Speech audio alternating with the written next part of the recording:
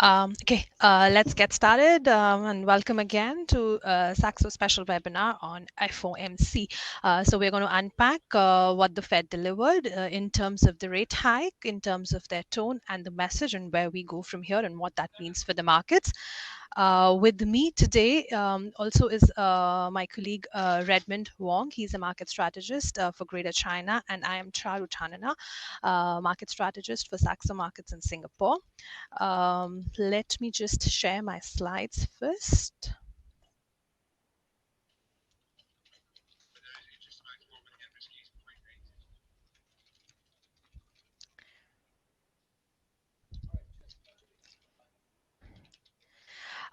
Okay, so I think just a few words of disclaimer first. Nothing here is going to be any kind of investment advice. But let's get started. And going into the FOMC meeting, of course, there were plenty of questions, not just about the pace of rate hike that we are going to see, but also about what the Fed is thinking in terms of inflation, in terms of GDP numbers, in terms of unemployment, which of course also forms a part of their mandate. But more importantly, what the Fed is thinking in terms of terminal rates and whether we are going to start seeing rate cuts next year or not. And the Fed the bar for hawkishness was very high for the Fed to deliver. We had the 75 basis points rate hike completely priced in, but about 20% also expected a 100 basis points rate hike. So I think I was a bit concerned going into the meeting if they would really be able to surprise on the hawkish side, and they did. And they did that, I think, remarkably with a 75 basis points rate hike still.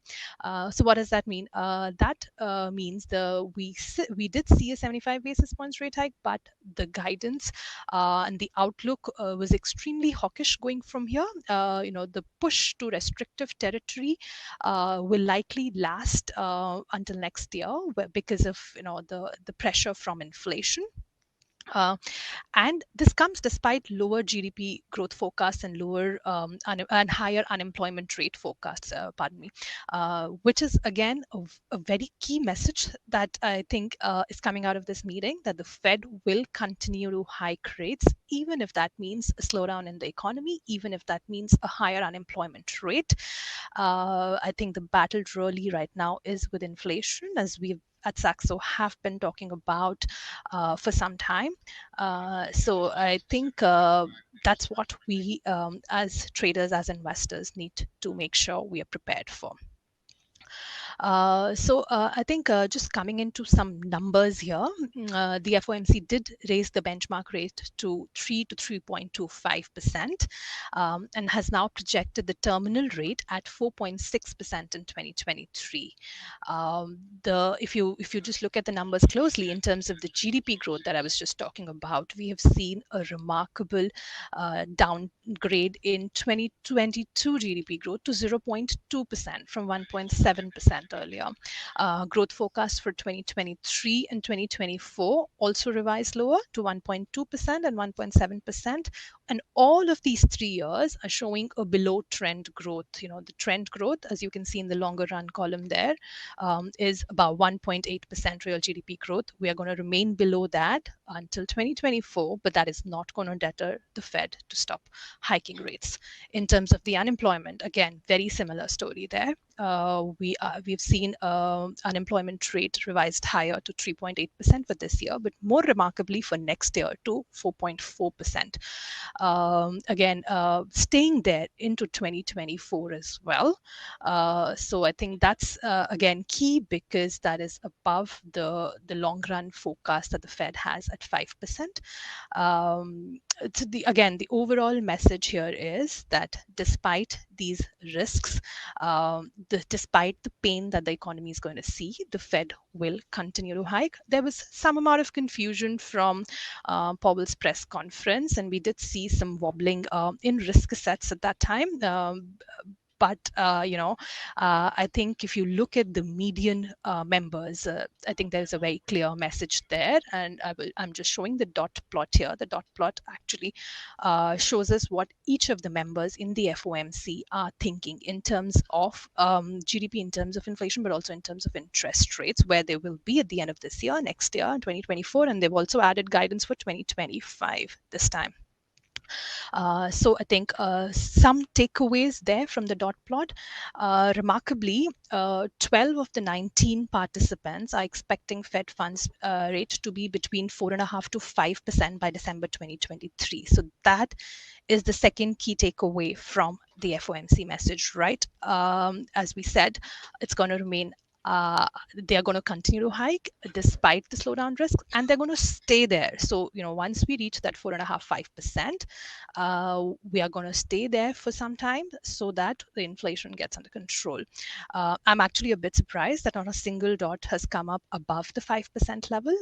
But again, just to put things into perspective, last year there was not a single dot above 0.75%. So we've come a long way from there. Goes to say that the Fed will remain data dependent again, but the message or the intent here is still clear that, even though we can't use the dot plot as a predictive tool, it can still be used as a very good signaling tool, which is again where they say that we are ready to keep things really tight for a long time as well. Again, it's just some quick calculations. The end 2022 median rate is at 4.375%, which is up 100 basis points from what we had in June. And it is still 125 basis points away from where we are now, meaning we could see another 75 basis points in November and 50 basis points in December. The terminal rate, as I said earlier, in 2023 is at 4.6%. So another 3 to 4 rate hikes next year as well. And remember, no rate cuts are coming. Some banks are already actually calling for 4.75 to 5% peak rates within less than 12 hours of the dot plot coming out. So I think there is still more upside risks to this, and we need to watch the labor markets and the CPI data closely. The other key things I think to note from what we saw last night was Powell's reference to the inflation issue in terms of how it reflects what was seen in the 1970s, where there was a premature relaxation of monetary policy, and that had some ugly consequences as well. So he probably doesn't want to go that way. And what is important is to start shifting the focus away from core inflation more towards headline. Why do I say that? Core inflation means inflation where you've excluded, the energy and food, which are generally more volatile than the other components. But this time is different. This time we are seeing these components of price gains: energy, food, electricity, gas. The price gains are not just cyclical, they are more structural in nature. So it does not make sense to exclude these, and it's probably more relevant to look at headline inflation. The other thing that is important to note here is that Powell noted last night is the US is flush with cash when he talked about the US consumers. So really, economic pain will increase, but there will be some pockets of strength in the US economy still, and that again means the Fed will not slow. So in terms of the markets, what that means is that there is an increasing possibility of a 75 basis points rate hike now, but the market still is pricing in 2 rate cuts for next year. That needs to move out. So I think it's very clear that that will mean some pain, with the Fed's intention being squarely on inflation and keeping the financial conditions tight. As you can see in this chart here, the financial conditions did begin to lose when we had talks of Fed pivot gaining traction after the June meeting, when we had talks of inflation peaking out since June. I think we did see some easing of financial conditions there, and that's what I think prompted the sudden turn in tone at Jackson Hole, and that is being well continued into this FOMC meeting. And I think Powell has been given the mandate to continue to send that message out in the consecutive meetings as well. With these financial conditions tightening, Again, I think it's important to understand that that means liquidity is going out of the markets, and that will mean tougher times for equities, for risk assets in general. S&P and Nasdaq particularly likely to retest 2022 lows there and print lower lows. In fact, what will sustain the momentum is the U.S. dollar. For the U.S. dollar, I think it is a very clear case of getting support from the hawkish Fed, but also because of the risk of situation that we have in terms of the Russia-Ukraine crisis. So there's a double bid coming for US dollar. The only thing that could possibly turn the momentum in the US dollar would be, a slowdown in the Fed. I think it's pretty clear. We're not seeing that yet. A stronger recovery in Europe or UK. Again, I think with the energy crisis underway and a harsh winter coming, especially for Europe, I think it's unlikely we're going to see that there. And of course, the Russian crisis is also escalating in a way this week. And then it might be a little bit more temporary than what we've seen previously, but it will have some short-term negative impacts on Europe. So it doesn't seem like the US dollar is going to be pulled lower by strength in some of the other currencies. What the other prompts for US dollar to lose some strength would be a stronger intervention from Japan or China getting too nervous about the weakening in the yuan. Again, these are not things that are potentially coming our way in the near term. So we've seen euro dollar, sterling dollar print new lows today. And possibly, of course, there are calls for the sterling dollar as well to reach parity. In terms of commodities, I think again, this is a very two-way kind of a story in commodities.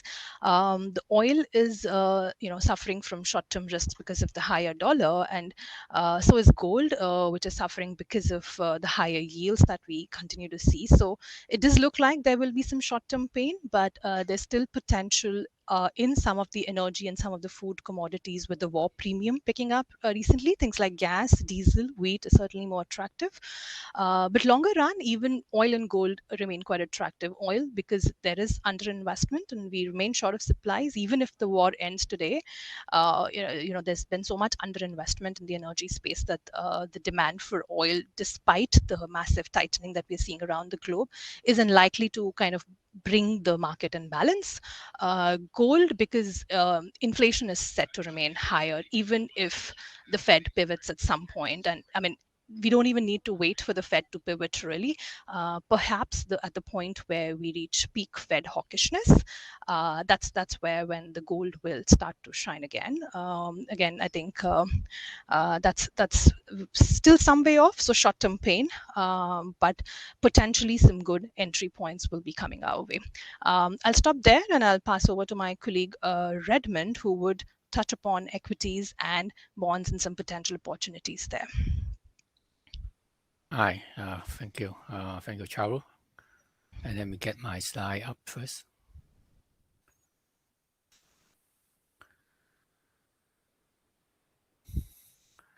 Okay, as Charu mentioned, and it's the Fed is very keen is very determined to tighten financial condition, and to tighten financial conditions, and unfortunately, that means the Fed has to send the equity market lower, and also have to tighten credit and slow bank lending.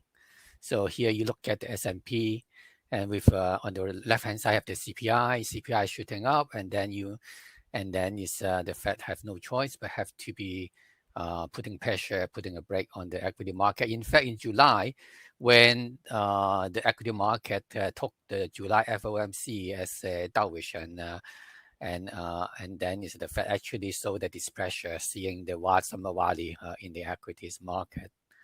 And so it tightened financial condition. The Fed did tighten liquidity.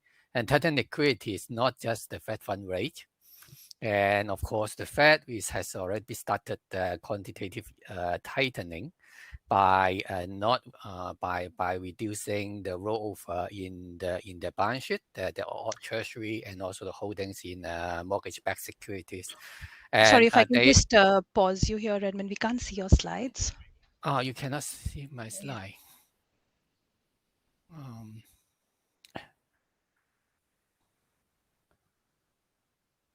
Okay.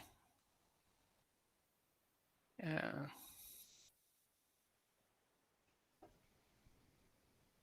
Can you we see it can. now? Yes, All right, thanks. sorry about that. Yeah, okay. And okay, to tighten liquidities and not just the Fed fund rate, but also the Fed has been doing quantitative tightening, i.e., they are not rolling over as much as as the debt in the portfolio, and they are reducing that by 60 billion starting from this month, and in Treasury, and then 35 billion in MBS. This has not been changed. This actually is that they are doing that according to their plan that have been set up in previous FOMC meeting already. So in this September meeting, they didn't change that. And but that will continue, of course, they're on the path of withdrawing liquidity.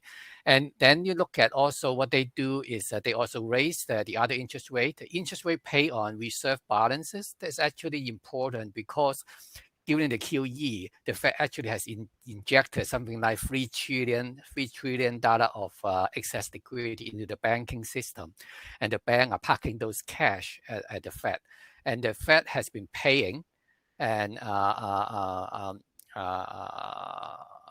some interest rate on those excess reserve. And at the moment, they are, I mean, before yesterday, they are paying 2.4, and now they are going to raise it to 2.15. It's important that they have to keep paying because otherwise, it's because of the fact that the commercial bank with such all those with all these excess reserve, even though during QT, during quantitative tightening, the excess reserve is so abundant, and something like 12% of the national GDP, GDP in the US. So it's still so big, and the bank still can lend.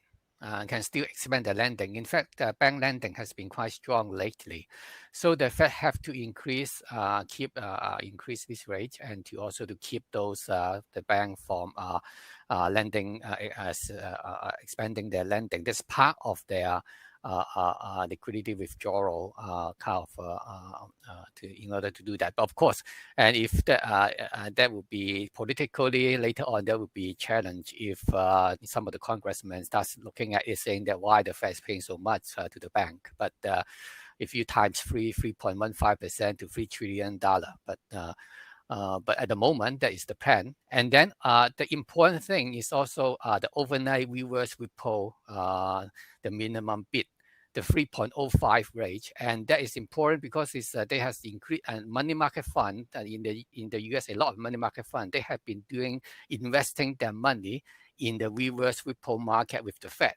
So they place so basically they are basically taking securities, treasury security as collateral, and then lend the money, and then that's pretty much risk free, and then that means that would be competing with other risk assets. So if investors can park their cash in money market fund at higher rate now at 3%, above 3%, those are pretty much in the US repo market it's pretty much like sovereign risk free, and that would be competing away and taking away and liquidity from other risk market. I mean, the investor may have a second thought and whether they should buy stock or buy some other risk asset if they can actually get 3% plus, and later on it will be higher when the Fed continue to raise rate and from this kind of rather low risk money market fund. So all this will work to continue to withdraw liquidity from the market and get money away from all those risky assets. And then, during QE, a lot of money has actually been parked in risk assets. So there's a reversal. And so that would be putting pressure on credit, and also on equities. And we take a look on the interest rate path. I mean, the Fed actually just tell us yesterday. I mean, it's Fed fund rate will be at 4.5 or even to 4.75 by the end of December. By December 2023, and and then it's in end of December, by December of 2024, it will still be around 3.9 mid, at the mid rate, so that you do talk about 3.75 to 4%. But if you look at the SOFR futures, the 3-month deposit rate, this is a 3-month interest rate futures. It's 3 months actually is those Ripple rate in the 3-month compound 3-month futures. Just because they are going to replace the euro dollar 3-month futures, because it's because it's all the government now is due to all those scandals, they are actually telling telling the bank not to use the euro dollar as LIBOR as fixing. So euro dollar futures will give way to this SOFR futures. That's a 3-month compound of the overnight repo rate. And so that is anyway, to cut it short, just that is represent the short-term interest rate. And so you can look at the table on the left-hand side. I mean, you see, okay, March 2023, the rate is at 4.60. But by December 2023, the rate is already has come down to 4.25. And March 2024, 4%. And then December 2024, it's down to 3.5. All these rates, even though has already gone up from a few weeks ago, but quite a bit, but it's still lower than what the Fed told us in their projection. So the money market, the market still has priced in some kind of easing or lower rates than the Fed trying to tell us. So what it means that the Fed will try hard to in the coming days or weeks in their any of those speeches and all the occasions, they will actually to continue to sound hawkish to try to correct that, to bring the market implied rates closer to what the Fed want to see as in their projection. So we're expecting those money market futures contract or the deposit rate, or those will adjust to that. And in fact, earlier in early August, we did put out a trade recommendation to go short in this 3-month SOFR contract. At that time, the rate is at 280. The yield is at 280 and priced 97.20. And now, of course, it came down to 95.57. And and then I think given what the Fed has told us yesterday, and probably we still have some room to go, and we will wise down our target to 95.25. That will translate to a yield of 4.75. But yes, but that's not a lot being left here. So, but anyway, is for investors, they have interest, not only just looking at the September futures contract, but they also can look at other month and try to maybe still can, that's maybe a 20 to 30 basis point to pick up from there. But in a little bit longer term, because we said is this peak hawkishness in the during the next 2-3 months. So going forward, actually, we will start looking at seeing some value and when it actually reach peak hawkishness. And we just have to do a very simple calculation. So I mean, starting from this year, it has been a very bad trade to invest in bond, and also very bad for those 60-40 portfolio, and because it's both bond yield and going up, bond price coming down together with equities. But back last year, I mean, at that time, we are talking about a yield of only 1% in the 5-year Treasury, and you are getting, basically the peanuts. It's just 0.875 coupon from the Treasury. So if you hold it, and of course the risk is high. And the reason we use the scenario here is 70 basis point, because it's what we think is going forward in the next 2-3 months, probably because the Fed will continue to be hawkish, and we will see maybe another 50 to 70 basis point rise in bond yield, but some of them has happened already over the last few days. And so, but let's look at the maximum. Say, okay, if you continue to go up under 70 basis point. But if we put money into a 5-year Treasury, you will be getting a yield of 3.80, and with a coupon of 3 1/8, 3.125, and even 5-year yield goes up another 70 basis point from today, and then you hold the bond for 12 months to pick up the coupon, and you still gain more than 1%. So that means that now the bond on the risk of reward actually is providing a much better margin of safety now. And so that is something I think investor can start considering. And especially if you look at if you look at if you pick the investor can invest in a double A bond or single A. For double A, you can get another 75 basis point spread on top of the treasury yield, and single A you can get another 1.1% or 110 basis point on top of the treasury yield. So that gives you some buffer and a very good margin of safety.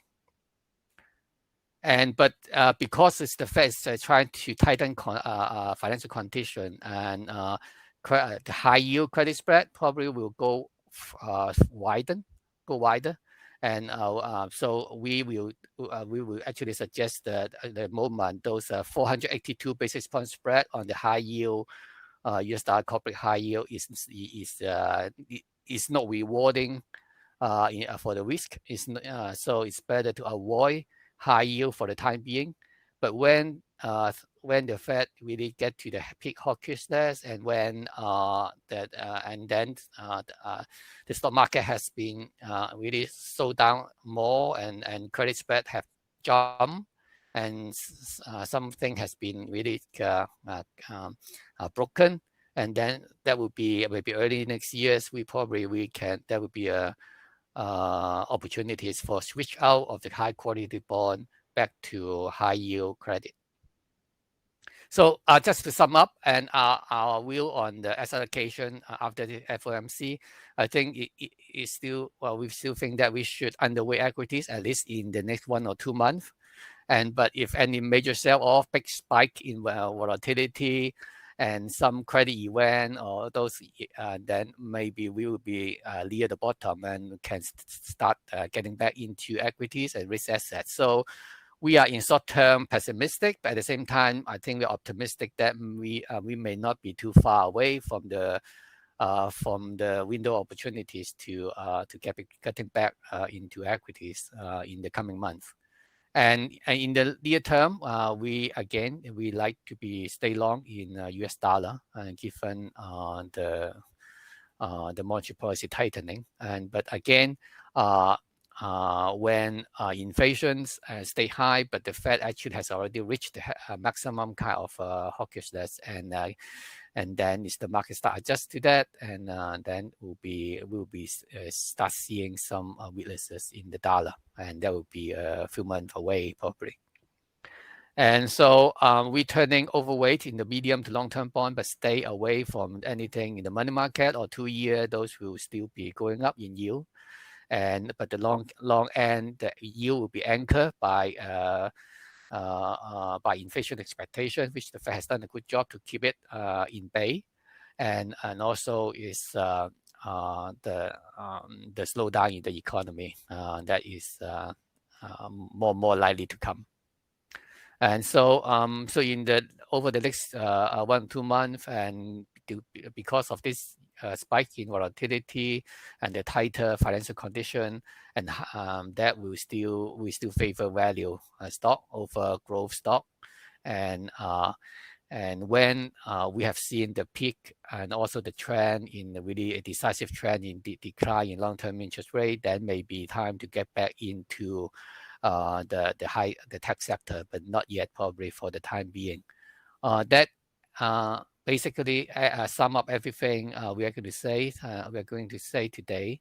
And if you if you like to see our research, you can always go to our platform in the research hub. You can look at also on the website, and you can see our daily research from APAC, and also a lot of research from our team in Copenhagen, also in Asia. And so I mean, with that, I think I will open the floor for questions, to take questions.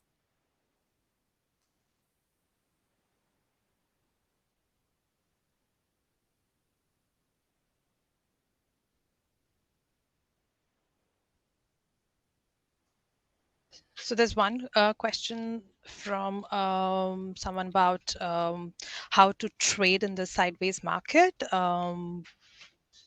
I think probably I would just reiterate what we said about, I think keep your time horizons in mind. And of course, there will be opportunities to collect some of those long-term plays that you want to be exposed to in to the next quarter, early next year, as we start to, as the market starts to price in all of, the Fed's hawkishness. We're not saying the Fed is going to slow down there, but when the market starts to price in the peak Fed hawkishness, that will probably mean that we could start to see a lot more rallies there in the equities. So I think, again, important to consider some of those strategies with options, probably straddles and strangles. Also, probably good to consider dollar cost averaging if you want to be long something that you want to get exposure to. Um, Redmond, there's another question on how long do you think the 2 to 10-year yield curve will invert? Do you want to take that? I think it will still for quite some time, maybe we'll into early next year. And so that's why we want to stay away from the 2 year, and then is to stay actually tipping our toes into the longer end. And the thing to watch is not only the 2 year, and that actually we will be seeing the 3 month versus a 10 year going inverted probably soon. And according to the research from the Federal Reserve, in fact, the 3 month to 10 year spread is a much is a better indicator than the 2 year to 10 year yield curve to predict a recession. So, but with the tightening path that the Fed has told us, we will be seeing the 3 month and 10 year going inverted as well.